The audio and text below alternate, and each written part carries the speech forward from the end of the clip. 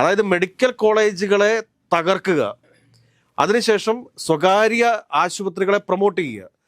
സ്വകാര്യ ആശുപത്രികളെ ഇങ്ങനെ പ്രൊമോട്ട് ചെയ്യാൻ വേണ്ടിയിട്ട് ആളുകൾക്ക് സൗജന്യമായിട്ട് എന്താ കൊടുക്കുന്നത്? ഇൻഷുറൻസ് കൊടുക്കുക. ഇത് കൊടുക്കുകയോ കൊടുക്കില്ലയോ എന്നുള്ള രണ്ടാമത്തെ കാര്യമാണ്.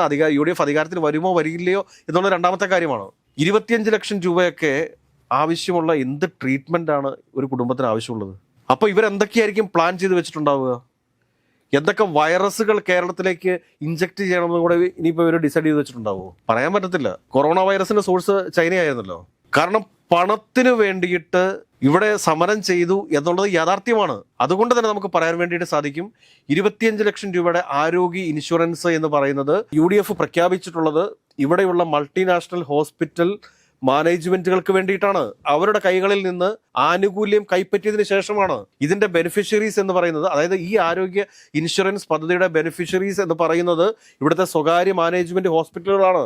ഇത് കേരളത്തിലെ പൊതുസമൂഹം തിരിച്ചറിയണം.